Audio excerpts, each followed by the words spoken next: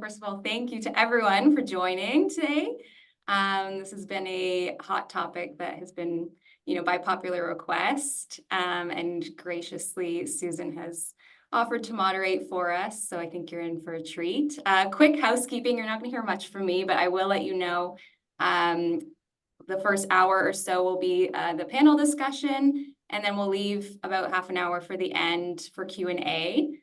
So you'll see a Q&A option on your Zoom. There is the option to submit a question anonymously if you don't want people to see your name there. So any questions, feel free to submit them at any time, and so you don't forget later. You can submit any time, and then we'll go through them at the end. And that's essentially how it's going to work. We've got a great lineup here, so I'm going to pass it right over to Susan. Okay, perfect. So the invitation had our bios here, but we're going to structure this in a way that we're going to ask the founders questions, and then we're going to sort of ask the advisors some questions. So just getting right into it. One of the questions that comes up is like, when do you plan for an exit? What motivates somebody to go for an exit? So that's sort of a question for the founders who's had that experience of exiting companies. So maybe Tom, you want to give us your background? Thank you, Susan. So, I've been at this for a while. I'm possibly older than many of the people here. I've done 3 startups, exited 3 startups, and I'm in the process of founding my 4th startup. So clearly it's not a complete disaster. It's something worth doing. I can tell you just in a nutshell, Susan, my very first startup, I made a deal with my prime investor, who was my wife at the time. Oh, she's still my wife, but she was my investor at the time. And I was given 1 year to try to get this off the ground. And honestly, I didn't really know what I was doing. I tried really hard, but at the end of the year, it was time to get a job. And we had no outside expenses. It was all personal expenses. And we just stopped. I was incorporated, and then all of a sudden I just let everything lapse and then went and got a job. So that first exit was easy. I don't know if it was right, but it was easy to do and relatively clean. Second startup was called Bold Street Wireless. If you ever used Wi-Fi in Starbucks or Tim Hortons or in airports or shopping malls, that was my company that did that we were the largest Wi-Fi service provider in Canada. And we founded that in the spring of 2002 and sold it in the summer of 2014. So it was 12 years. And I will say that so I sold it, that's a good thing. And it was sold to one of my largest competitors in Canada. And this was a relationship that we had built over time. So I was aware of them as a potential acquirer. They were aware of me as a potential acquirer for them. And we just had lunch every 6 months and talked about the biz. And then finally it was time. And we can talk about that. How did I know it was time? But it was time partly because my co-founders wanted to go in a different direction. And that's a good indicator that it was time to do something different. And then I was going to take the summer off. In fact, my wife gave me permission after closing the deal to take 6 months off. And the idea was I was going to windsurf every day. And I didn't last 30 days. I came up with my next idea, which was called ChangeJar, a mobile cash application. And we incorporated in the fall of 2014, and then wound down with a lot of tears in the summer of 2018. And again, it was partly founders going, Tom, like, this is just too hard. I can't do that. We had difficulty raising money. We had a bunch of challenges. Many of them were our own doing, but we had to wind up gracefully. And we did that as well. We didn't shut the company down. We kept the incorporation for a while because we kept looking around for opportunities for what we had built. But at the end of the day, it wound down in 2014. So 3 startups. One smoking crater, 1 elegant exit where I sold the business, and 1 wind down and I had to go and get a job. That's my story. Good. Okay. Alberto, do you want to share your experiences here with the group? Yes, thanks, Susan. Hi, everyone. My name is Alberto. I'm currently the co-founder and the CEO at Plantaform. If you guys don't know us, when you go into Invest Ottawa, you probably noticed the egg looking machine at the entrance that grows vegetables for you. My first startup was founded in 2016. It was called Your Dorm. We were servicing international students to move to Canada by helping them find their ideal real estate before they landed. Unfortunately, that company didn't last too long. At the end of 2018, actually November of 2018, I ended up selling it to one of our not so direct competitors, but a property management in Ottawa, due to the distribution channel that we had, or essentially funnels that we had internationally to bring in international students. Not going to go too much into detail now on why we sold that company, but it was essentially pennies on the dollar. So it was a very big loss per se in comparison to the time commitment that we put into and the capital put into the company. And then the second one, which started literally 2 months after that, was called Real Amigo. So if any of you have ever relocated for work to a different city or a different country, we built this AI software where it would allow you and your spouse and your children to be able to relocate immediately, in terms of helping you find real estate, in terms of helping your spouse find a job, your school for your children, and set you up on your new life just in a matter of minutes, which essentially reduced turnover on relocations and employee retention. COVID hit, relocations halted, and it was a very big hit on our company. We went from almost 6 digits in ARR, considering that we just launched the software 4 months prior, with clients like Shopify, Kinaxis, Ascend Compliance, the RCMP, and then COVID hit. So we got very bad news emails. My two co-founders strongly believed that COVID was going to be over in like a matter of a few months. They decided to just focus on local relocations. I believe the opposite. So I exited the company, sold my equity to my two partners, and the company went bankrupt 6 months after. So that was a very, quick save from my end. And now at Plantiform.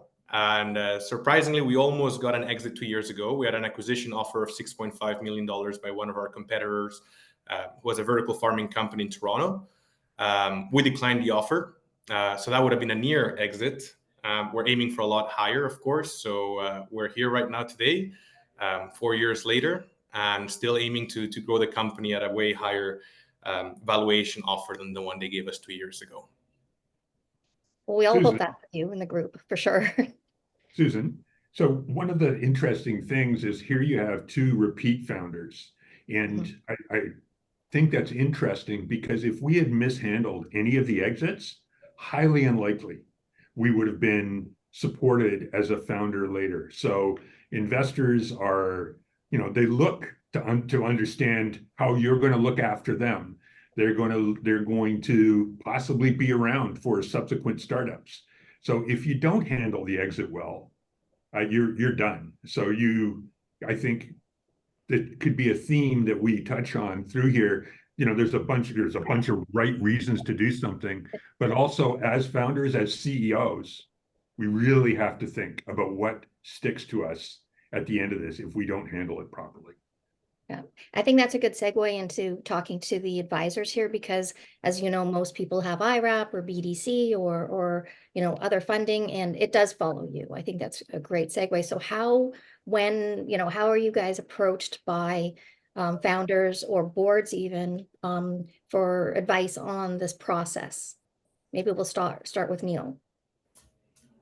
Sure. Thanks, Susan. Nice to meet everyone. My name is Neil Schwartz. So I'm a corporate commercial securities lawyer at Mann Lawyers. And I'm not an insolvency lawyer, so I'm not really looking at things through that lens, but I do a lot of M&A work, and I've worked with a lot of companies and founders that were looking to exit outside of that setting. And I can say that people pick up the phone at varying stages. I'd say overall, I think Tom, mentioned the word graceful exit. I think ultimately there's a lot of emotion wrapped up in the planning of an exit, and there's a lot of considerations that are not legal. And Zoran will touch on the financial piece, but ultimately things haven't gone to plan, and decisions are being made that are probably difficult. Alberto talked about difference of opinion amongst founders. Those kinds of not conflicts, but differing opinions tend to bubble up when things aren't going well. And so sometimes you've got governance issues, sometimes you've got liability issues, sometimes the issue is just on sales. It's hard to generalize, but generally speaking, I'm not the first call, and that's probably a good thing. But it's probably important that I'm not the last call either, because you don't want to wait until things are really bad to determine what you ought to be doing as a leader in an organization.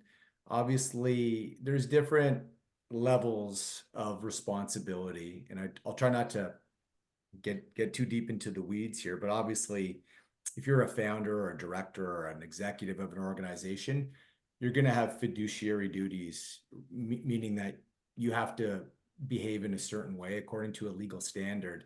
And so that should shape some of the decision making that you're doing. And that's where I can help. You're also probably going to have some statutory requirements in terms of obligations to be remitting tax to the government, to be paying wages to employees and remitting CPP and EI. And I'm sure Zoran will get into that a little bit as well. So I can help directors and founders understand what they need to be prioritizing and what they can't lose sight of. And then often there's a whole whack of contractual obligations. So amongst the founders, it's not uncommon for there to be a shareholders agreement. And the shareholders agreement will often govern what can and can't happen in terms of selling the assets or the shares of an organization or winding up operations or doing anything of a strategic nature. So that's one piece. Another piece is that often new companies require their founders to step up and provide personal guarantees. So that could be with respect to, the leasing of an office or real estate. That could be behind the purchasing of equipment, that if it's been financed, any number of ways that founders may put pen to paper and personally commit themselves to company liabilities. So it's really important that we get a handle on what that exposure looks like, how that risk has been managed, and if it hasn't really been managed, what are the strategies we can look at to try and lessen the impact of the current decision making and maybe the legacy of what's happening as well? Because to Tom and Alberto's point, there's a reputational piece here as well. You got to navigate today, but odds are if you're an entrepreneur, you're in the business of trying new ideas and getting back at it, then you want to make sure you're in a position to be able to do that. So those are some of the things that kind of come up when the phone does ring. So those are my opening comments. Tom, I see your hands up. Why don't we go back to you? Yeah, so really quickly, you mentioned board members or directors. And I think that as founders, like we're so focused on the team and just our own risk that we've taken on. But when we take on a board with named directors, they actually pick up liability. And so they'll be looking to you to do the right thing by them as well. Yeah, that's a good point. There's a whole host of stakeholders, really. That's what it comes down to. It's the founders, the employees, the creditors, the shareholders, the directors, friends and family. Often they're the investors too. So it's sort of taking stock of all of these stakeholder groups and figuring out how their interests are going to be considered. They don't all have to be weighed equally. That's almost impossible. But as a director, and usually a founder is often in a director role, you have to be making decisions, being mindful of that in order to have certain defenses available to you. So that's usually the thought process that we start when we're looking at a company that's thinking about exiting or some shareholders that are looking at selling. And then usually I'm referring them to Zoran and Susan pretty quick for the financial piece, because it's important to know how much time we have. So maybe that's a good segue. Oh, I don't know if Zoran's got audio though, so maybe it's not a good segue. I think he's on mute.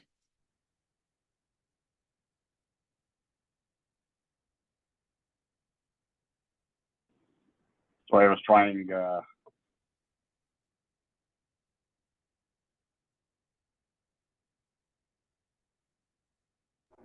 Zoran, I think you're still on mute. You were there for a second and then when we lost you again. All right. Is that, you hear me now? Yep. All right.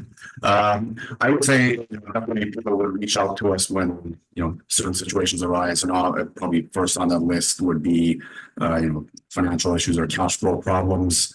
Other scenarios we have seen are, there may be, and it was alluded to, but falling out among shares, or maybe just not seeing eye to eye on certain aspects of the business, someone being maybe wanting to exit or be bought out, or someone wanting to take the other shareholders out. I also see where maybe the group or the business doesn't see or doesn't feel that they can take the product maybe to where they had initially intended.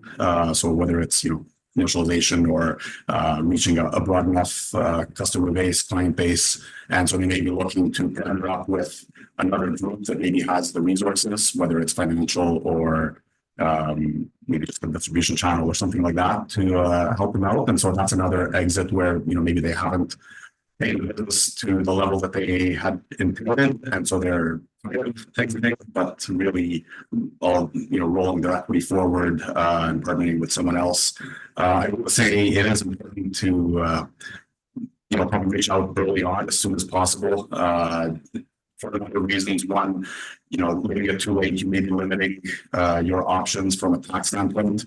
So you may have already entered into certain transactions that may create tax issues, or there may be opportunities maybe to mitigate the results through maybe being able to use losses and that sort of thing. So I think thinking of all of your options early on is important, and so that's why I would recommend to reach out sooner than later. Also, I just think if there's a negotiation going on between shareholders as far as maybe an exit by one of them or by certain shareholders, you want to think about what the options are for how you would execute that. Because if someone comes into a transaction with a certain mindset or expecting a certain result, or they will follow a certain path, it can be difficult to kind of move them back onto maybe your from that voice and move them over to another alternative. So I think you want to think about all of your options up front and really set those out early on before anyone has their mind made up about how they see it playing out. And I think back to the issue of liability and even going beyond directors' liability, but I think shareholders also consider how they have been compensating themselves. It does become, or it can become, an issue when things start to go sour in the business. So there are rules essentially that deal with sort of vicarious tax liabilities, where if a corporation has a tax liability, corporate tax or otherwise, if it is a transfer of property to a person, and if that person hasn't actually paid market value for that property, that was receiving that property or cash or whatever can be eligible for the corporate tax liability. So this can apply actually where someone has received a dividend, and it's not uncommon that someone may not be drawing a salary, they may be taking dividends sporadically as needed. But that could put into a situation where they now personally expose themselves to the corporate tax liability if the corporation can't satisfy that on its own. So I think all things you want to think about early on. Okay, so that kind of covers, I think, the first part of this conversation, and we've kind of heard the stories, and I think Tom's got his hand up, but maybe Tom, if you want to kind of touch a little bit on like this is kind of high level, who do you go to? Like if you could give us more concrete examples, in particular, like does director and as an officer's liability insurance help? I don't know how many people, it's pretty expensive actually, so I'm not sure that some of this audience actually even has it. But so now we've kind of like, what are the types of exits? What do you need to consider? And then like maybe we could dive a little bit into like an example process. So, one of the things that we haven't talked about is when to know when it's time to exit. When do you actually have to call Neil and Zoran? It's not always clear. In my second company, the Successful Exit, we approached disaster a couple of times and then turned the corner and continued on in the right direction. And, by any rational advisor would have said, Camps, what are you thinking? It's time to shut it down. But it clearly, from the founder's perspective, wasn't. And the specific example is, I had an investor who had promised to make a payment on date X, and he called me up and said, Tom, I've had a personal but short-term disaster. He raced cars and crashed his car. So he had to rebuild his car, which I thought that was a terrible priority, but that's what he did. And so he said, I can pay. So we were in beginning of April. He said, I can get back. I can pay in June, but I can't pay now. Well, guess what? I had no money to make payroll. And I beat the bushes and I couldn't make payroll. And in April, I had to call each employee in, and we were 10 at the time. I had to call each employee in and say, so I know you were expecting to get paid at the end of the month. And I got to tell you, we don't have any money. Here's what's happened. Here's why it's coming. It's coming. I'm confident that it's coming, but I can't pay you this month. And I understand you're probably going to have to take a job. If you said, Tom, I got to go work, I totally understand. But if you stay, I'll give you 3x on your salary in company stock, and we'll keep going. And everybody stayed. Everybody stayed. The investment came in June, and we continued on, and we won some huge accounts that year. But we were, as they say, an asymptote to disaster. We were just about at the edge. And I made the choice that this is the direction that I was going to. We didn't look for an exit. We looked for how we could survive. I'm not sure I'd recommend that to everybody, because it's a big deal. And you have no idea what kind of debt you've just accrued. It's a moral debt to your employees to turn this into something. What? They're going to work for no salary for some period of time because they trust you? That never went away. And I had to make sure that they were looked after on the way out when we sold the company. So that's my key message. The board was behind me. I did have a board. They were behind me. We did, by the way, have D&O insurance, and we had a lawyer, and we had a fractional CFO, and we had an accounting firm. Like, we put the pieces in place. So I was getting good advice. But at the end of the day, it was on me, and we didn't exit. And I'm glad we didn't, because it turned out well for everybody. Okay. Neil, did you want to add something? I saw your pen up, but I wasn't sure if that was, no, that was just a acknowledgement. Okay. So I think that you've really kind of made people think about here is, at that point in time, Alberta was talking about external factors like COVID that impacted, one of his startups. Obviously, I would say all founders who put blood, sweat, and tears into a company believe in it, right? And then maybe, Alberta, you want to talk a little bit about, when something shifts dramatically, maybe that's, obviously COVID is in our lifetime, hopefully one of the few things we're going to have to deal with, but economic indicators, we're talking about, other things that are happening in the world. So sometimes it's just not because the product's not good or it didn't have product market fit. So maybe, Alberta, do you want to talk a little bit about your experiences with external things that have happened to your business? Yeah, I think COVID was probably the best example of a huge pivotal shift in the industry. Just like our startup and many others out there, COVID changed the way consumerism behavior was changing, the way the economy was running. In our case, dependent on relocations. So when an external factor which you have no control over shakes up your industry, you have to be realistic about, is it really worth to keep trying and keep pushing on something that you're going to put another 6 months to maybe a year of blood, sweat, and tears on something that you have no control over? You're going against a concrete wall that it will be impossible to get through. It's kind of a mixture, because startups, really, it's a combination of believing in yourself and ignorance. Like I love to tell people, right? You have to be ignorant to be able to believe that you can be that top 1 percentile on making your startup work. But don't be stupid. right? It's COVID. COVID has hit. There's no more relocations. There's no revenue coming in. You went from like, making good cash flow to being able to even pay employees, to even sustain yourself, to like, okay, we just lost everything.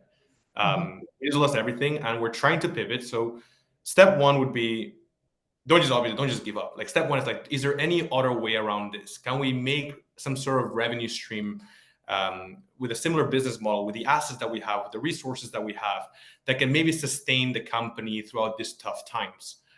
Well, we tried that, and still nothing. 3 months in, nobody was willing to spend a penny on anything regarding relocations or the software that we had. And in turn, we thought of like, well, maybe we should just try to like improve customer retention by people working from home and seeing if we could allow them to like do some activities outside of like being at home. But then again, the government did not allow you to come outside. So for us, it was just game over. It was like, you know what, let's be smart about this.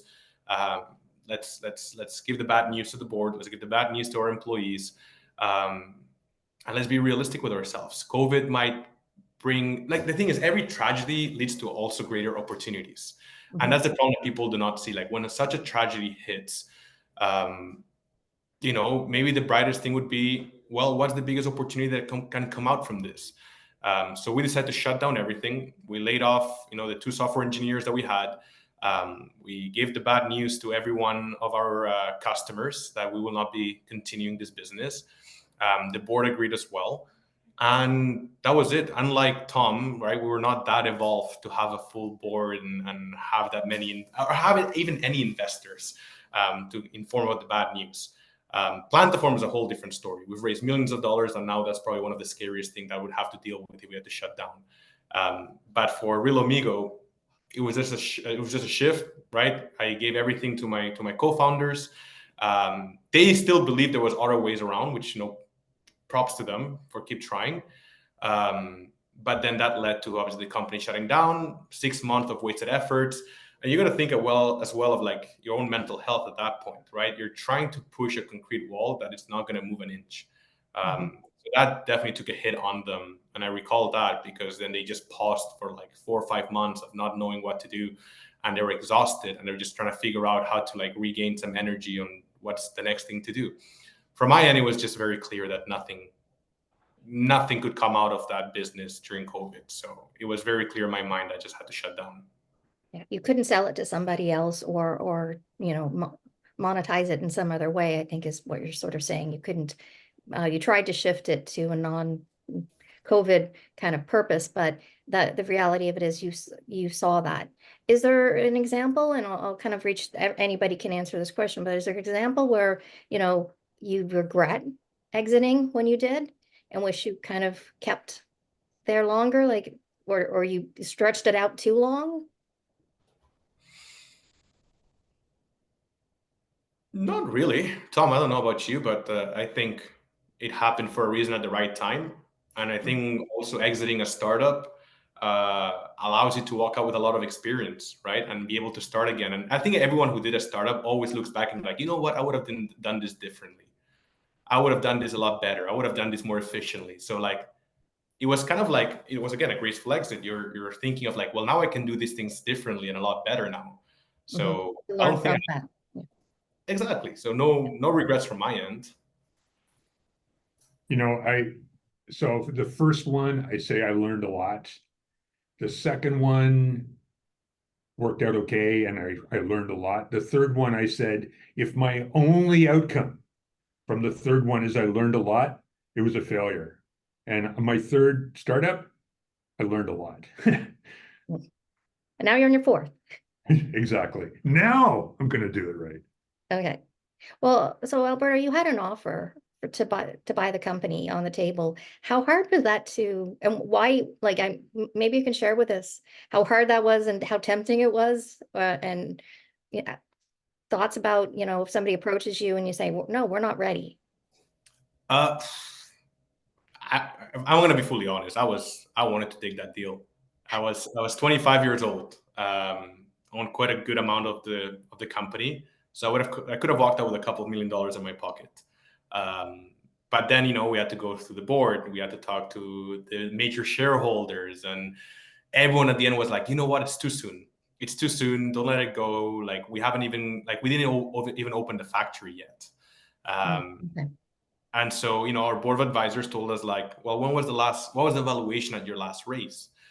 And like we raised at I think it was $6 million. The safe was.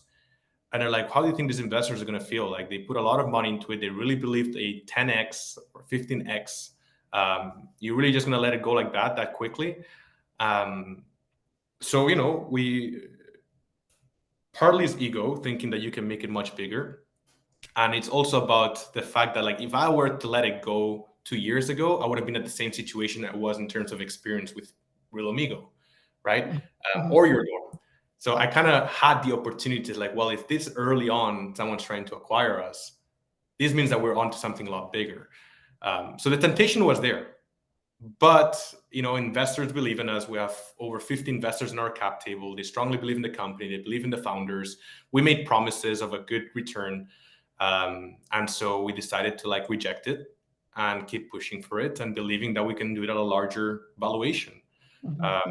So tempting, yes, but still too early to give up based on the amount of experience we can gain right now building this company.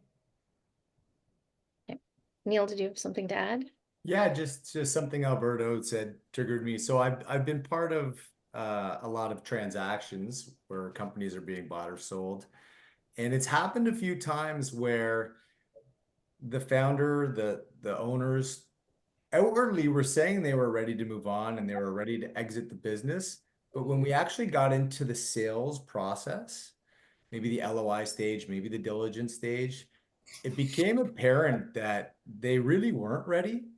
And that all these kinds of roadblocks kept coming up that were getting them in a state that was frustrating the sales transaction. And I came to understand that they weren't really ready to move on. They weren't really ready to part, and they were creating all these issues, which could have been overcome had they been motivated, but they really, at the end of the day, they weren't ready. So I think it's also, just to kind of piggyback onto what you were saying, Alberto, I think it's kind of important to be honest with yourself, whether you're ready to go or whether you're still ready to fight a little bit longer. And sometimes it's cold water and you need somebody else outside to tell you it's really time. But at the end of the day, it's your call and you need to live with that. And so it's just interesting how that's presented a couple of times when founders weren't quite ready to exit, even though they were sort of signaling that they were. Yeah, you can spend a lot of time focusing on the wrong things in the business and, getting to the point of engaging a lawyer and not being prepared to actually close. It's kind of, well, it's a waste of money, right? And I think the purpose of having a few panelists here, and Zorn, you can talk a little bit about, the cost of some of these things, but at the end of the day, getting advice early on, I think we've heard that said. But when someone comes and engages you, do we, is there an estimate of what it would cost to wind down a company or go through a sale, both legal and from an accounting point of view?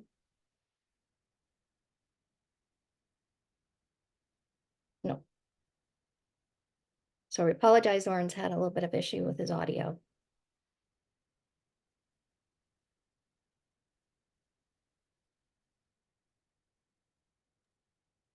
So I'll have to go through it. I mean, it is difficult to say. There can be a number of ways the wind down or wind up can go, or even be a restructuring. I think it is important, again, we just discuss it early on, a good outline of what the alternatives are. It's ways to even mitigate the negative implications of the exit. So there may be a way to utilize any losses that have accumulated in the business, or maybe for the shareholder, if they have if they've made a significant investment, whether it's equity or debt, at least to be able to claim a loss on that. As far as corporate losses, we don't see. It used to be where losses were being sold, and I can remember Photonics company being sold, or it was being offered to this construction group trying to use their losses. So these have really been curtailed, so that really is not possible these days. But if someone, if a buyer were to continue that same business if they can pick it up and carry it on, if the business had not ceased, and a new owner can carry on that same business. Those losses may be available, that may be attractive to a buyer. If the business is simply being wound down, the controlling shareholder may actually be able to benefit from those corporate losses. So if there's another venture, the restriction on these losses only kicks in when there has been an acquisition of control by the other party. Whereas if the original controlling party continues to control after the fact, even though that business itself is one, those losses remain in the corporation. And we have seen where someone starts up a completely different venture, but they are able to use those losses as a tax shelter going forward, or if there be some investment activity that they may just carry on through that corporate entity. And so, at least that can mitigate some of the hurt from the exit itself. I think you also want to think about, again, if you have made a significant investment, be it equity or debt, you want to be certain that you are able to claim that loss if possible. And again, you don't want to have taken steps that may limit your options in that regard, and then you go talk to someone. So I think setting that up early, and then you can kind of get a course of action, maybe limit some of the or minimize some of the costs. Again, if you're looking at 5 different options simultaneously, fees can definitely get out of hand quickly, which you definitely want to avoid when financial resources might be limited. Mm-hmm. Okay. Neil, do you have anything to add in terms of the legal? I guess I'll start by saying, even at the best of times, nobody wants to pay their lawyers. So, if we all agree on that, we can kind of move on to the exit scenario. It's, ultimately there's an expense to getting the advice to wind up appropriately and carefully. So there is a bit of an investment, and hopefully you've got some gas in the tank to do that. And it's awkward. It's awkward for Zoran. It's awkward for me to be, on the meter trying to solve some complicated problems, knowing that the person that I'm talking to and I'm giving advice to is every day making decisions on who's going to get paid and who's not going to get paid, and which employees are going to get paid and who's going to go without. To Tom's point, it's advice or payroll or taxes or utilities, right? Like it's brutal. So we try to take the sting out of it all and be honest about what it's going to cost, try to drive value. And to Zoran's point, the analysis is really trying to figure out where is the value in the company at this stage, right?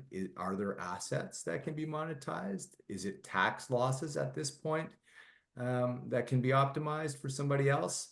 I recently was involved in a transaction where effectively the business was sold to simply have a third party take over the liabilities. There were really no proceeds of sale. It was really just a way to move the debt off and allow the founders, owners, to sort of have a clean slate and go on and chalk it up to wins and lessons. That was a lesson. So trying to figure out where the value is in the company and how that can be optimized in a sales scenario is, I think, the first piece of the puzzle, and then we go from there. I got a question actually for Neil, Zoran, and Susan. We're talking like, well, we'll call the lawyers when the shit's hit the fan. We'll call the accountants when it's like, oh my God, like we're right at the end. In my opinion, like these relationships should start a long time before. So could you speak to that? Like, how should a startup think about a CFO, an accounting firm, a lawyer relationship? Sure. So I think maybe I'll start and then I can pass it on, because I typically am the person who's either built a cash forecast that says, hey, we're running out of runway and sales aren't happening and the investors aren't investing. You were lucky in the case where yours was delayed and you were able to survive until it came in. But we all know that the summer's hitting, and if you're looking for an angel investor right now, they're going to be on a yacht in the south of France likely, and you're not going to get fundraising right now. So which is where we should all be someday, a yacht in the south of France. But I think that the key here is to have some kind of financial reporting internally that gives you an idea of when, if this doesn't happen, if the sales doesn't happen, or if this raise doesn't happen, then what? Being strategic about taking on additional debt at that point in time if you're not sure where you're going. So minimizing the new liabilities you're taking on. But maybe I'll hand this over to other people who maybe don't have maybe you're dealing with CEOs and not CFOs. What kind of conversations and when they should happen. Sure, I'll just pick up the thread there. So I think I've done a lot of work in this startup community, and I'm sensitive to the fact that every dollar early on is to be used to develop the business and the technology and the products and the people. So I really want to see young companies minimizing professional fees to the extent that they can. A lot of people think they need to race out and buy a Cadillac of a bunch of, documents, contracts, this, that, strategic plans, whatever. Sometimes they do. But generally speaking, I try to slow that down a little bit and make sure that they're spending money on the things they absolutely need. That said, I think every business at every stage needs a finance person or an account. Like, they need somebody advising on the money. They need a good relationship with a business lawyer to make sure that they're properly set up and properly protecting the assets or the technology or whatever it is they're doing. And they need a good banking relationship. You need to surround yourself with some key people as a business team to make sure that the company is set up to do what it needs to do. After that, it's kind of a mixed bag in terms of how fast they're growing and what their needs are. And, some companies have complicated legal needs right away, and some you really just need some help setting up, getting themselves organized, and then it's sort of incremental from there. But those are my views, is to try and keep it light early on and bring in the advisors when meaningful things are happening at the company in terms of milestones or development or commercialization. Okay. Zoran, do you have anything to add to that?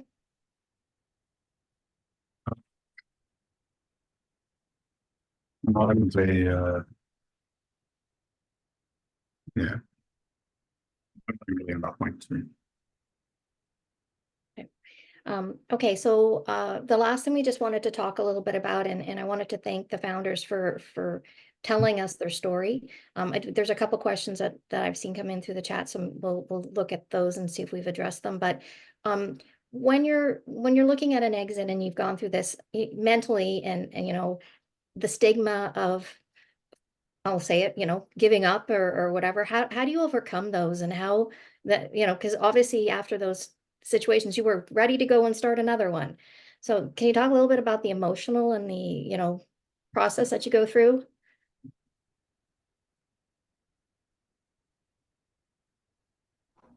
Sure. It's bittersweet. I think, as Tom and Neil mentioned earlier, there's such a huge emotional attachment to your startup because you've put all your blood, sweat, and tears into it, right? So it's kind of like, what's the saying, like killing the baby. Like, you have to let it go. It's kind of bittersweet to shut everything down, all your efforts into it. I actually remember when I let go of Your Dorm, which was my first startup. I had probably the 3 most depressing weeks afterwards, because the next day I just woke up and been like, okay, well, I don't have to go to Invest Ottawa. I don't have to do anything. I don't have to worry about sales. I don't have to worry about, raising capital, like nothing. Right. So it was kind of that regret, maybe thinking like, well, maybe I should not have let it gone so soon, and maybe could have gone a little bit longer with it. But then you're a little bit on denial as the day goes. I'm like, no, actually, no, that was probably the best thing. Right.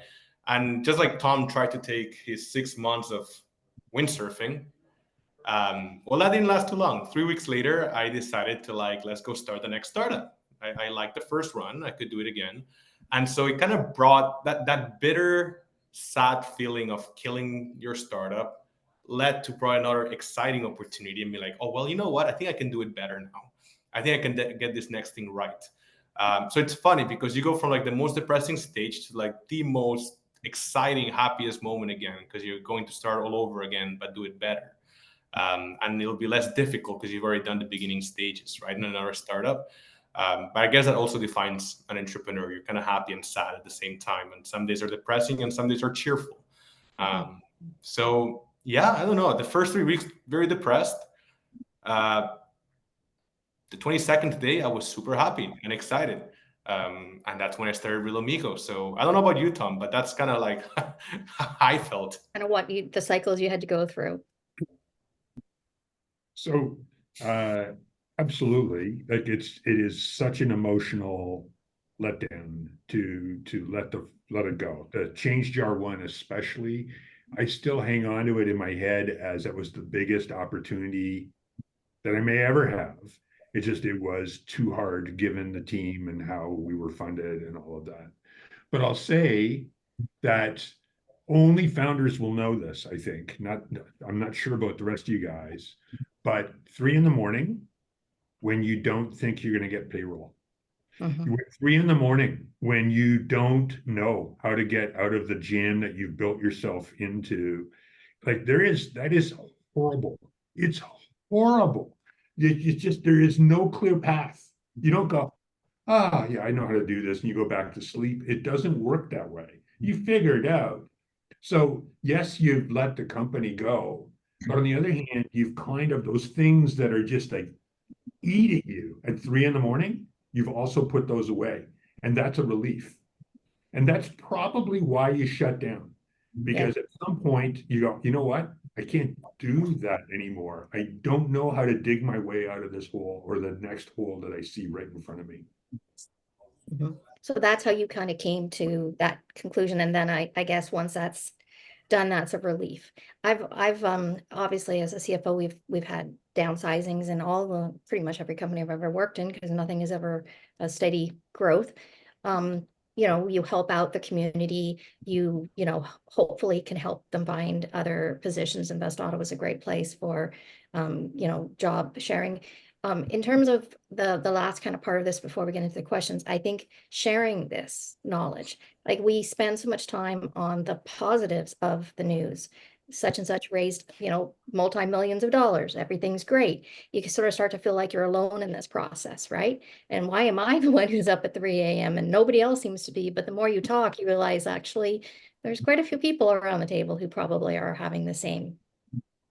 So Tom, being just sharing your, at this time, and going through this kind of, it's not just me, right?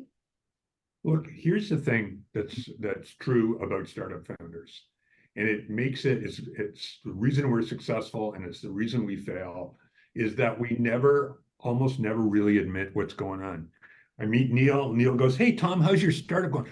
"I'm killing it, Neil. You should see it. We're close to doing deals like this, and this could be the day before we shut down." But I'm killing it. And that's what we tell. I meet Alberto. "Alberto, how you doing?" "Oh man, you should see what we're doing right now." And it's what we do. So, but I'll tell you this, that when I shut Change Jar down, I would say for 30 days, I was getting calls from people in IO going, "Tom, we're thinking of doing the same thing. How did you handle this? How did you handle that?" So I'm proud to be sitting here and saying, yeah, I had some failures and it's painful. And I'll tell you anything. If anybody on this call wants to talk about what it feels like to shut her down, I'm happy to talk about it, because often when you look around at the other people sitting at the table here at IO, he's killing it. She's killing it. They got, oh man, everything's going great. It may not actually be this. Okay, good. Alberto, do you have anything to add from the founder's point of view? I mean, I think Tom was spot on. It's not the grass seems always greener on the other side. Every win that you see, you're not really seeing all the pain points behind that. It's kind of like the tip of the iceberg and all the painful moments underneath it that like you're not really seeing it. And even though they're showing a win, it's just to show some more of optimism to its own team, right? Which is important, but it's tough, man. It's that's where you see very, very few unicorns and very few real successful exits. Don't really believe everything what's around you and focus on your own nest. Right. Okay. Okay, does anybody have anything else to add before we go into the questions? Am I the only one who can see the questions, by the way? No, I'm answering questions as we go. Okay, So, but can I just say one thing? So we have accounting, we've got law. One of the advisors that I had that early on made a huge difference in both of my companies was an HR advisor. Like honest to goodness, these people are the people in your team are grinding it for you. They are following you. Yeah, they may believe in the thing, but they're following you. And you need to do statutorily, you have to do the right thing for them, but also you need to do the right thing for the people. And having somebody who is an expert in all the big capital HR and small letters HR, I think is a really useful advisor to have close. yeah, the employees are going through the same thing you're going through. They believe in the company, they want it to be successful, and they're also then having to look for a job on top of everything else and worrying about their mortgages, etc. Yeah. The worst thing is, Susan, is that the employees probably don't know what's actually going on. We're talking about 3 a.m. They don't know what Tom's thinking. They don't know what Alberto's thinking. They don't know how close to the edge they are. And when we go in the morning, we're talking about the customers we're hoping to win. Like we put a positive spin on this. If we show them all of our doubts and fears and concerns, I'm not sure we'd have employees. And I think we'd be very lonely startup founders. There's a tightrope that we have to walk between how much we tell them and how much we don't. It's hard. That is super hard. Yeah, I would say that one of the things that if I went in to get a coffee in the morning, I cannot be doom and gloom because they read you, right? They're looking at me. They're looking at me personally and saying, if she's not smiling or she's not, getting up and energetic in the morning, then she knows something we don't know, right? I think that's a leading indicator, the management team. But on the other side of it, you also have transparency issues. HR is really now much more open.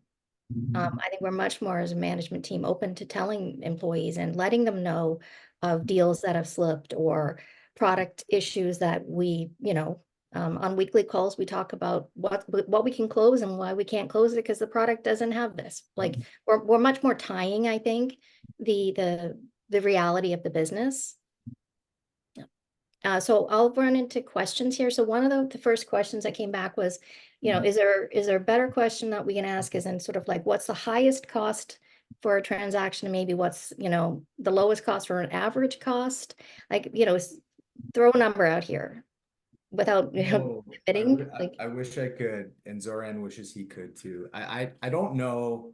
It's really hard. It's really hard because every company comes to us in a different state of readiness, of despair, of everything. So there's no, I can't really even give a range. It would be like inappropriate for me to even try. But what I will say is that it doesn't necessarily matter on the side as to the size of the company or the number of employees or what its asset base or the purchase price. That does not necessarily dictate how expensive the transaction is going to be. What I would say, and this kind of goes back to Tom's point about having a lawyer and accountant in your corner early, is what the number one thing you can do to reduce transaction costs is be sell ready, which means have your company properly set up, have your equity properly documented, have your employees properly signed up to employment, like have your stuff in order, and the transaction can go really smoothly and the costs can be less. If a client comes to me and says, I want to sell my company, we got to do this. And I say, great, show me what you've got. And they pull out the shoebox of like coffee stained articles of incorporation that's covered in a layer of dust. And there's no paper trail of anything they've been doing. I can already tell you that it's going to be more expensive because we have to figure all that stuff out, because we have to go to a buyer with confidence that we understand the fundamentals of the company and and the value that it drives, right? All of that has to be really tight. So if we have to do that work, the transaction costs go up. If that work's been done over time and things are in a good place, then we can go quicker, faster, and cheaper. Neil, you said it's sort of sell ready. I'd say it's investment ready, because any investor worth their salt is going to look at all the same things. Have they done the work? Do the employees have employment agreements? All the things properly structured is exactly what an acquirer or a major investor will look for. So are you a professional organization? I'm surrounded by pros. They help me go to do the right things. Yeah, here's the room. Here's all the stuff. You go take a look and we're ready to go. Yeah, I think you also want to, again, just get advice early, go up with a plan, really think about what the most feasible plan is, rather than going down rabbit hole, because that is when fees can really rack up.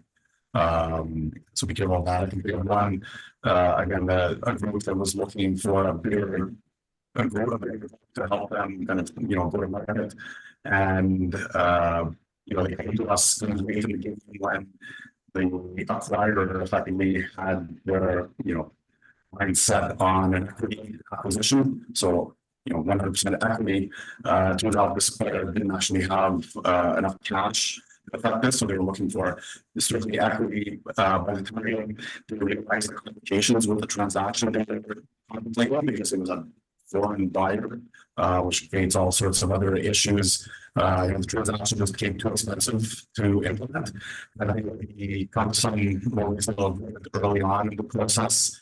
They might have been able to actually follow through. So had there been maybe some cash involved, but I think if you let things kind of get away from you too quickly, you may not be able to kind of rein things back in.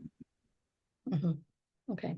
So I guess all that to say is it's a little hard to kind of give an estimate. I'll just share, I've just recently gone through a 2-year-old company that had all of its paperwork and everything aligned, and I think the legal was less than $15,000. They got a shareholder agreement that was very clean. The terms and conditions were very clean, so it didn't require a bunch of iterations. And the CEO was pretty determined on what he wanted to do it quickly. I think from term sheet to close, actually IRAP had to sign off on the transfer. We would have closed it in probably a month, and it ended up being sort of a month and a half. So not to say everybody is going to follow that example, but I would say that's probably the lowest I've seen. And then once you're dealing with financials have to be converted to US GAAP, anything related to, the valuation, that's another question. If the valuation is being based on revenues, then the acquiring company is going to do everything it can to produce your revenues, get a better sale. Same thing with the EBITDA. They want to make sure that all of the costs have been accounted for. So that is a good segue into the next question, which is like, what if you're at this point, and maybe Alberto, you can talk a little bit about your experience as the offer that came on the table, but how do you approach evaluation? What is reasonable? And this is sort of more of you're not at the end of your rope, you're not worried about the bank calling a line. This is sort of how do you approach evaluation, and why you turn that one down? Well, there has to be a minimum. Number one is, what was the last investor that invested in, and what was the valuation they invested in, right? Because you don't want to screw up that investor. Number two is like, is there any open loans or any creditors that will, you'll need to like close those balances when you sell the company.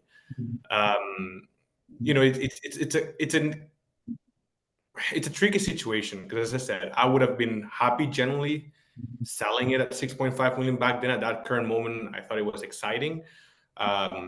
But looking back at it right now, after all the compensation that we had to have, or close up credit lines, or loans that we had, or even, as you said, IRAP, right? It would have not been a good sales. So I don't know. I mean, in terms of like what's a good valuation to sell or not, it's whatever raises your eyebrows and makes you smile. I don't think you should let it go for too little either ways. But also depends on the situation you're at. Is the company sinking? Did you hit a cap where you can't grow anymore? Did you really push hard enough to acquire the market share that you believe you could, right? Is there still some trails that you can still push through and acquire before you can let it go? And at the same time, it's also about the opportunity. Is someone going to come in again, or is that person going to wait for you to acquire you in 6 months from now? That's why I said it's tricky, right? It's all about timing. It's all about like, is it the right price? Are you going to make your shareholders happy with it? Do you have open loans you could close with that? So because I don't have an exit or a successful exit under my belt, I don't think I could answer this properly. I just know that that $6.5 million acquisition would have not been the best outcome at that stage of the startup. Mhm. And would they have taken on the employees and or that so there was actually sort of there was a question that was previously asked in the chat about, you know, what happens if it is an acquirer that wants to run the business, and does anybody have any stories of like sharing post transaction? Yeah. Yeah, I'll just say I recently acted for a client that was selling, and sort of to follow on what Alberto was saying, I think it depends also where you are in your career, right? Are you exiting, and is this it? Are you done, or are you on to the next thing? Like, where are you at in your life goals? But the company I was acting for, the buyer wanted the executives to stay around for a certain period of time. And one of the big question marks was cultural fit. Were the selling shareholders that, you know, at the time were the C-suite, you know, officers, going to coexist well with the buyers? Was that going to be good? Was that going to be good for their peace of mind? This was really a transition out. And we ultimately sold that company, but the first time around we stalled, and this was one of the big reasons, was there just wasn't good alignment between the buyers and what they were trying to do and the way they did business, and the sellers and what they wanted to do and the way they did business. So sometimes making sure that it's the right buyer can be really important too, if it's not an automatic exit from the business on closing. Mhm. Yeah, so that could make you, if you're wanting to be in the business for another 3 to 5 years, that probably will have an employment contract and maybe, you know, so there is a life after that. But the challenge is, and I do say this to a lot of entrepreneurs, it's like, yeah, but how well are you going to handle having a boss? Yeah, that's a biggie for sure when you're used to calling the shots. Oh my God. Let me Oh, tell you, I knew when I left that last company, I was going to have to take a job, and it's going to be hard, but I was going to be the worst employee going, because you just like, I can't believe that decision they're making. It's hard to be an employee after being a CEO. Yeah. Okay. Yeah, we're actually working on a transaction right now where I would say that cultural fit is probably equally important to the vendor as the exit price, because they would be expecting him to stay around for, you know, a little while. He is still fairly early on in his career. And so I think financially he sees it as a pretty good exit, but he also, you know, wants to be kind of part of something bigger going forward, and wants to be sure that it is a good fit over the next few years for him also. Okay. Any examples of, you know, the reasons for exiting are, you know, there's the personal, we've talked about the founders, you know, one of the founders wants to retire, or health reasons. There's a whole sort of group of them. Have you seen examples where one of the founders stays and then they buy out the other founders, or the employees do you know, or the management team buy out the company? Do we have Neil, or I don't know if Tom? yeah, I had a deal a year or two ago where the purchaser really only wanted to retain a few of the executives and wanted to exit the others. And some of it had to do with the fact that keeping some would have been a duplication to some of the talent that they already had. Some of it had to do with the seniority and runway of certain employees being maybe at the tail end of their careers. There was a variety of reasons, but I certainly have been through that. And I have to say, it can be a little bit awkward being on a call with all the sellers, and they're all trying to act in the best interests of the business, but they all have different personal interests wrapped up in the transaction. And that can make it navigating that tricky. Often you need independent advice. But all that to say, like you may have a founder that's very in favor of a deal because their next employment contract is going to be amazing and they're going to have security and all kinds of good things are coming their way, options, whatever. And you may have their partner in crime who's not getting such a sweet deal that may say, I don't know if I really like this deal. Maybe these aren't the right buyers for mixed reasons.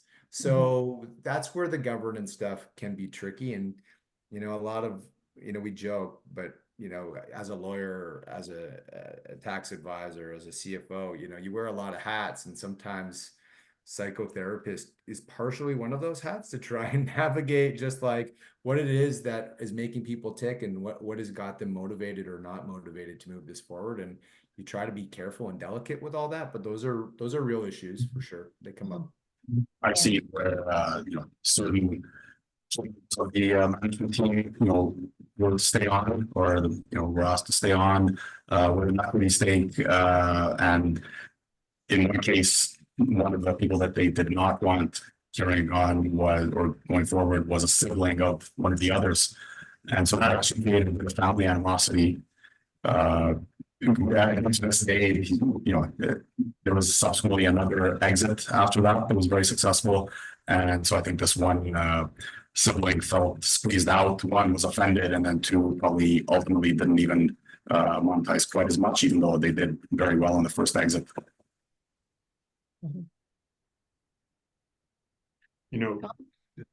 Susan, you mentioned all the reasons for thinking about an exit. One of the other ones is one of the major investors wants out, and that can get ugly, that can get tense, and if they're on the board, they've got the years of everybody else, they'll work it hard. Just letting you know, that's where it's a good time to have advisors that you trust, because especially if you take certain kinds of venture capital, it's even a likelihood, not just a possibility, that if Yeah, you're because not they hitting usually your have a numbers, fund, right? 5-year fund.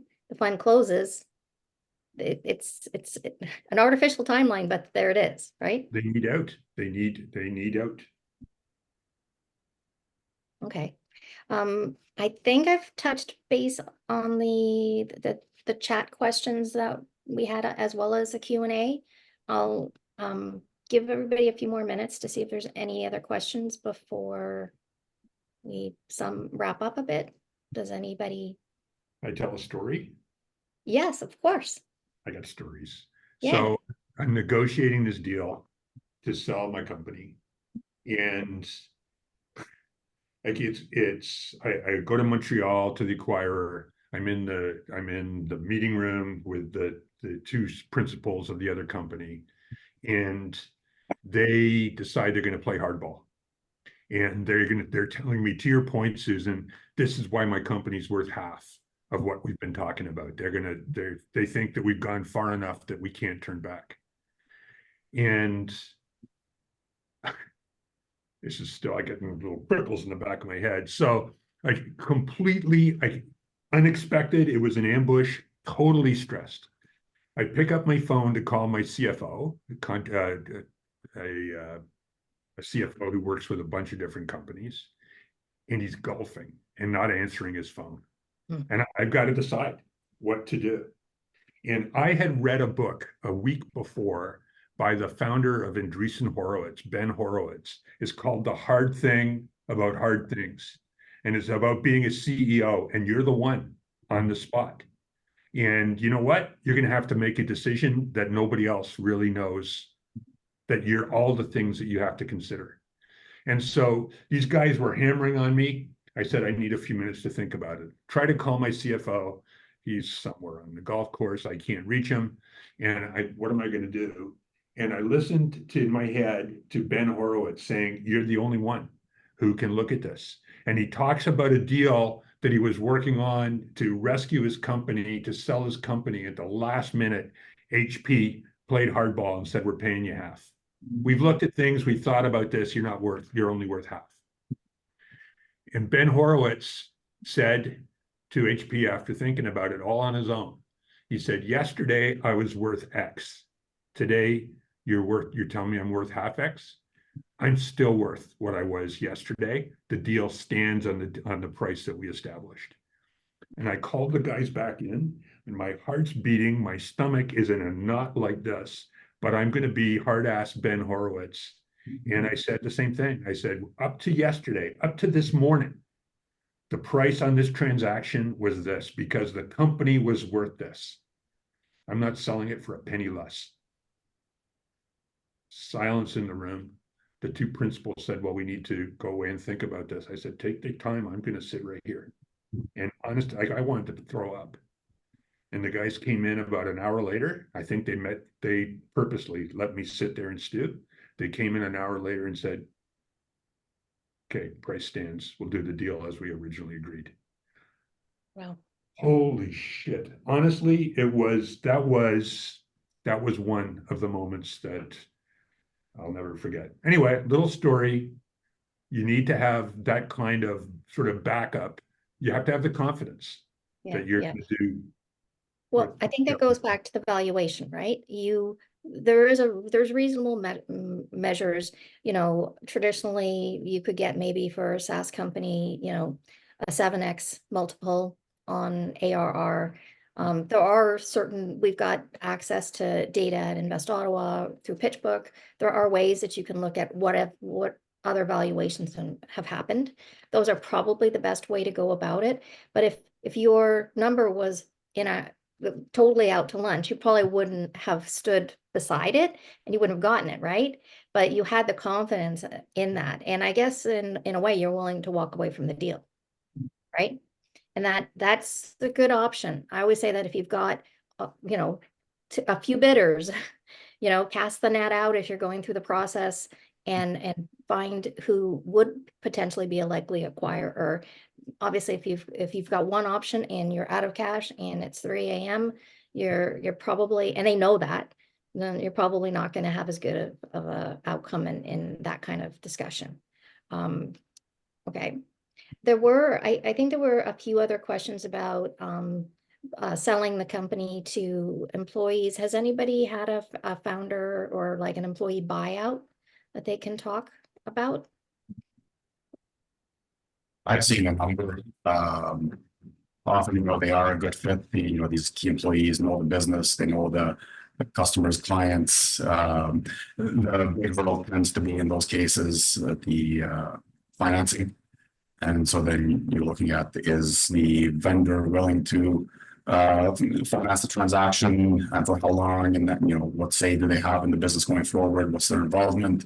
Or you're out looking for external financing, and oftentimes they're not necessarily able to get that on the most favorable terms based on their own financial position. So I think that financial aspect is important with employee buyouts, but oftentimes, they do have the background in the business, know the business inside out, and, may be the right people to actually, carry it on. Mm-hmm.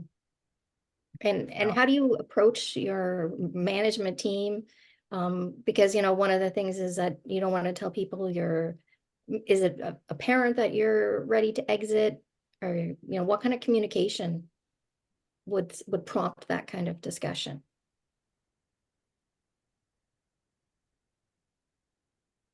Yeah, I haven't been involved in the discussions or in the room at the time, but I think in a lot of cases these employees do see that maybe they feel they've earned this, or that they see themselves as a viable option, and so it's often not a surprise if the vendor does, or the owner does approach employees. I think they want to they identify who those employees are. Consider also that there may be some others that, again, may feel offended or left out if they're not good with it. So I think you really want to have a good handle on who the right people are within the organization that you see as being able to carry it on. I also think having an appropriate value or a reasonable figure in mind to start with is important. I have seen things really go off the rails where a founder maybe has unrealistic expectations about what the business is worth. It's really just not manageable for the employees to take on at that price, and maybe it is inflated. I do think, a third-party valuation in those cases is a really good starting point. That, it's hard to refute an independent professional's opinion of what it's worth. And at least, even if they do push back on that, at least you have some, a strong basis for where you've come up with it. Whereas some people may, again, just be unrealistic in what they think it's worth. Neil, you had something to add? Yeah, just a couple quick comments on the management buyout scenario. So I agree with Zoran. Often it's the financing that's tricky. Employees or managers want to buy out, but they don't have the funds to do it. So then the question is, how do they get the money? How flexible will the selling parties be in terms of deferred purchase price over time, et cetera, et cetera? So sometimes it's a money question. How this comes up, I mean, hopefully at some stage a company is sitting down to talk strategically about its leadership and talk about succession planning. And so I think there's natural opportunities for this to come up, and employees over time, when they get comfortable, will advance this. So I think there can be a more natural way rather than trying to force people out or do it in a more difficult way.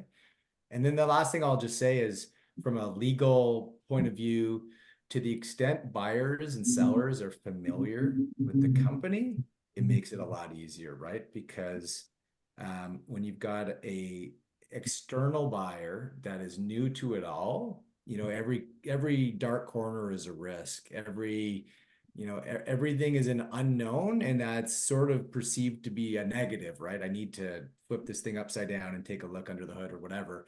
But for staff that have been around the company, that fear of the unknown is mitigated because they're in the trenches. They know the accounts, they know the suppliers, they understand the mechanics of the business. So that can make the diligence phase a lot easier. Now, they wouldn't have seen everything, but they'll have seen a lot of the operational stuff. And so that, again, can just make for a smooth process, which can be a really, can be a really good outcome for everybody if it's done well. I would recommend thinking about an earnout. That because why are they not CEO? Well, because they're not. They're head of development, they're a sales guy, whatever. So you can actually establish a timeline where they buy in, they take over, and they earn their company and earn your way out the door. That's worthy of a consideration, especially if you have some value wrapped up in the company that not sure you're going to get out otherwise. Just a thought. Yep. Okay. Yeah, I definitely feel valuation, and there's been some answers in the Q&A as well. Valuation and the expectations of your co-founders are always going to be a challenge. Same thing with a board. If your board really thinks that you're a unicorn and you're kind of running around and you think maybe you're not, it's going to be very hard to convince them that this is the time or that offer is a legitimate offer. And I think, Alberta, you sort of put this in a really good perspective where, you had an offer, that company presumably may come back when you've tripled your revenue and you've just tripled your valuation, right? I think that's that's what your advisors were telling you. And maybe not that company specifically, but someone else, right? Yeah, that's pretty accurate. I mean, again, like it's what if you got over 50 people investing in you, they're not investing only in your company, they're investing in you, right? So you have that sole moral responsibility of giving them the return that you're promising them. It'd be a shame if like you give back a 20% return or a 50% return on that investment after like 2 years of work. So there's some sort of moral obligation that if whoever's investing in the startup, for that risk they took, it's not really fair to just throw the towel and just provide a 20% return to that investor, when they would have told you like, well, you could have kept pushing for a couple more years and actually reached the valuation that we believed in you in, right? So I think there's that moral obligation that you cannot just let go for a very little return to them. Right.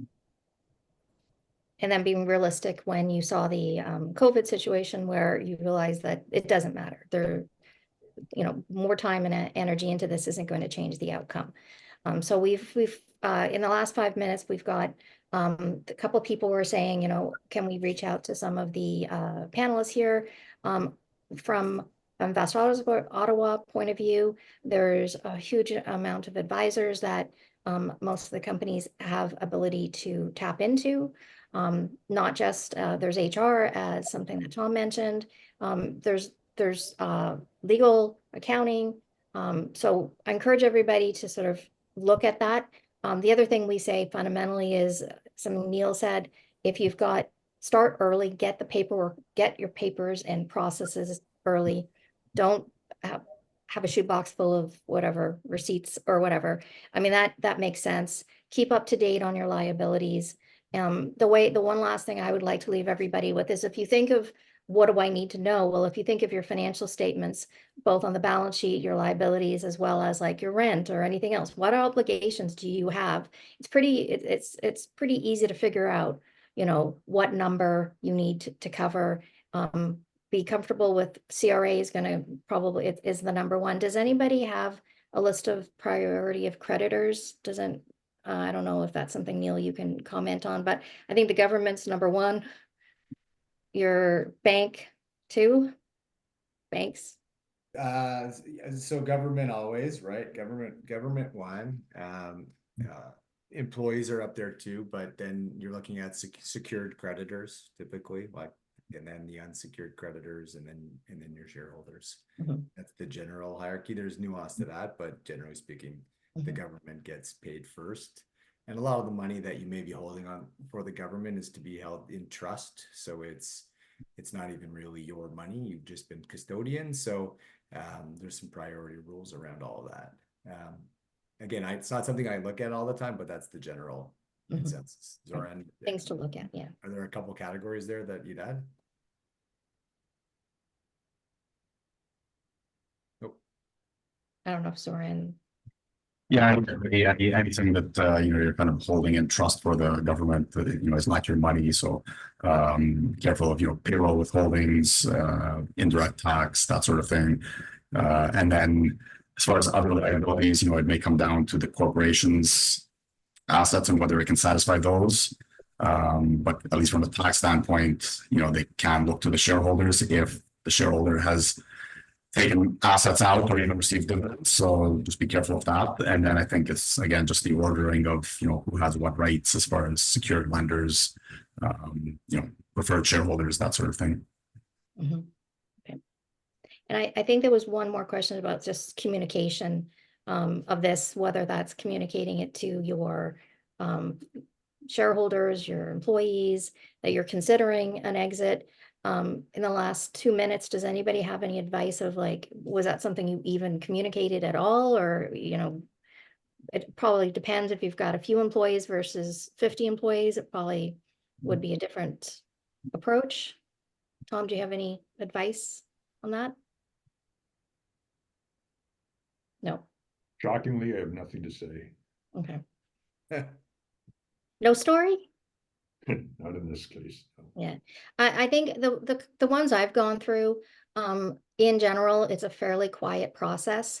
If you are still thinking that there is a potential of not exiting, it's a very hard conversation to have with customers who could potentially be one of the acquirers.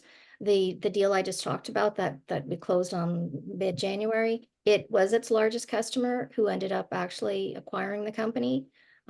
So the CEO did reach out to customers and say, it started off with hey, can you commit to what you're going to purchase in 2024?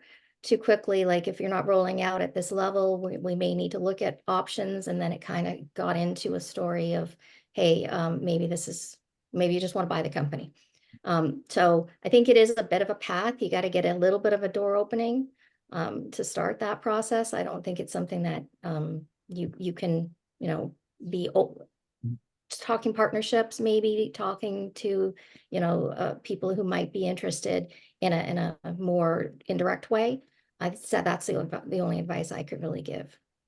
I've seen just kind of keeping it quiet and closer chest as a really big issue, important matter for vendors.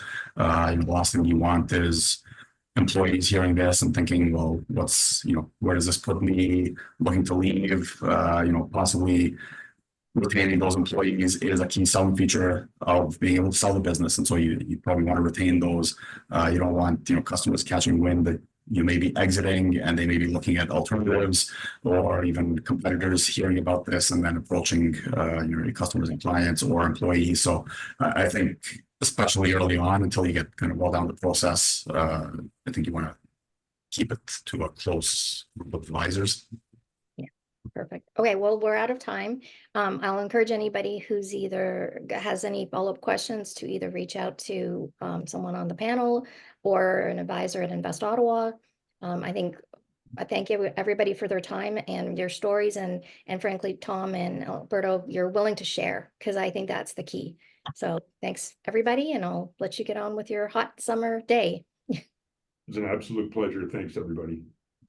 Likewise. Thank you, everyone. Thanks. Thanks, Bye. everyone.